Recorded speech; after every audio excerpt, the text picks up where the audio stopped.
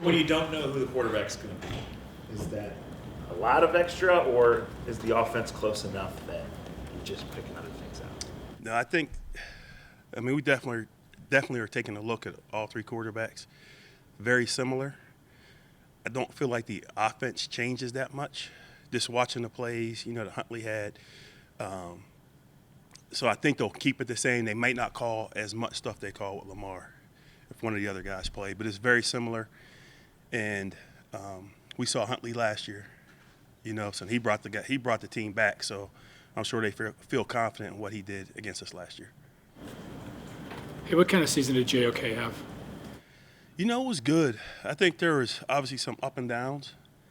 And, when you're not playing well defensively at times, when you're not winning games, like guys try to make plays, where all you really have to do is do your job. And I think for him, just because he's so athletic, so dynamic, there was times where he tried to make some plays he shouldn't have that led to problems. But I felt like as we went through the season, he got better in terms of that. Players have mentioned that they think that you guys should have done some different things to slow down or shut down Jamar, Yeah. Whether it be from an on-field, more of an awareness standpoint, or even from more of a doubling type of thing. So what should have happened there that didn't? This year is weird because we get extremes. So I think Jamar had 19 targets. And they did some things to move him around. Because if you remember last year, I think we had 6 or 7 one-on-ones against him and we won them. Denzel had 2 picks, or had 1 pick and created another pick.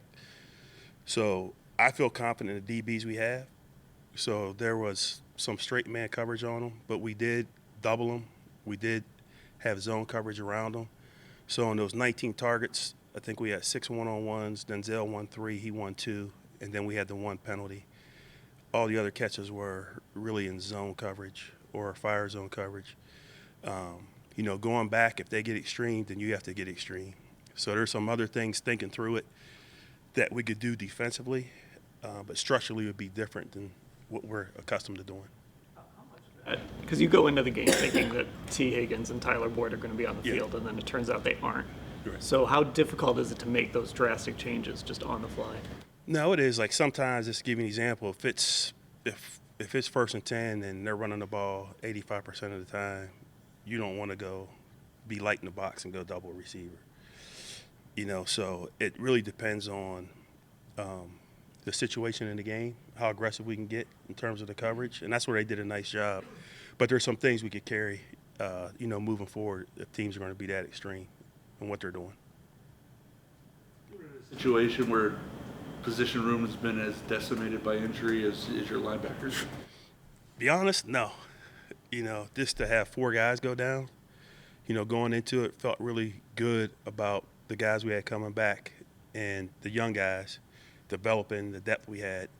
But to have those guys go down, it's tough, but it's the reality of the NFL, and it's always the next man up mentality.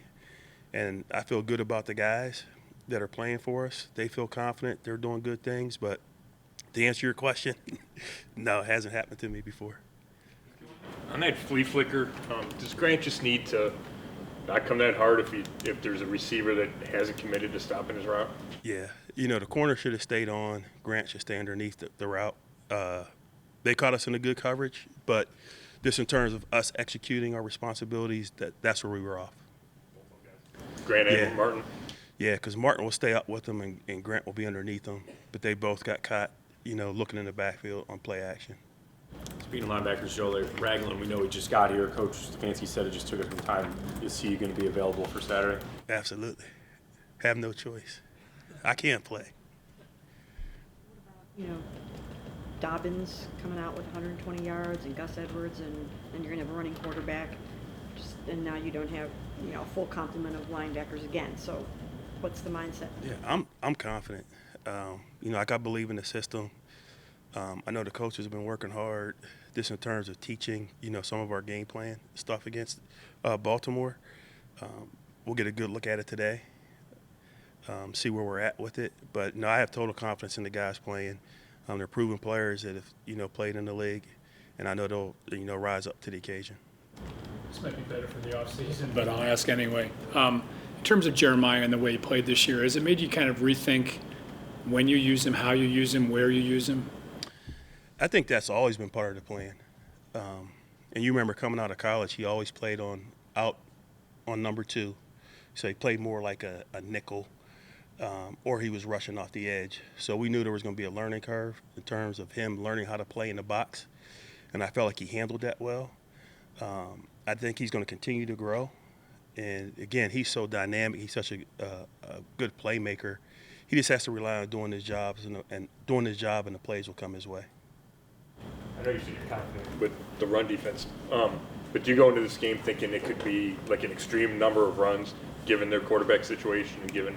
Yes, and you think about all that stuff. Driving home feels like it takes me an hour, but you think you have all those thoughts. But for me and the defensive staff, we talk about those things and just like what plan will we have or what adjustment will we have if this happens. So you want to prepare yourself that way, but I do feel like we'll see. They'll run their offense, but I feel like we will get a lot more run. Best stretch for the defense. I mean, 23 the Bengals, but started out pretty well. You go back to the Houston game, Tampa game. This is one of the better stretches. Yeah, I mean it's never good enough if you don't win, but I feel like we're playing more consistent. It's just we have that stretch, where 1 or 2 or 3 series where we just don't play as well. And the last game after the penalty on the punt or our punt return team, it was just kind of like we, just exhaled, like, went back out there, and we just made some mistakes. And defensively, you have to have a blade of grass mentality. It doesn't matter what the situation is, you have to go out there and stop them. On the P. Ryan touchdown, that everybody just kind of, I looked like a bunch of guys pulled off all at once. Yeah. Sorry. Not good. Yeah. Just assuming that he was down, and you can never assume that. That's just something that can never happen. Friday, Chris Kiffin told us with Perry on, it's about, kind of putting in that full week. Have you seen improvement in that area from him? And also, what did you see from him, son? Yeah, he's definitely improving. From when he got here to now is like night and day. And that's part of maturing as a person and also learning how to become a professional. Because in the NFL, it's a job, different than college. And I think he's figuring that out. It's probably taking him a little bit longer than some other guys, but he's definitely improving on and off the field.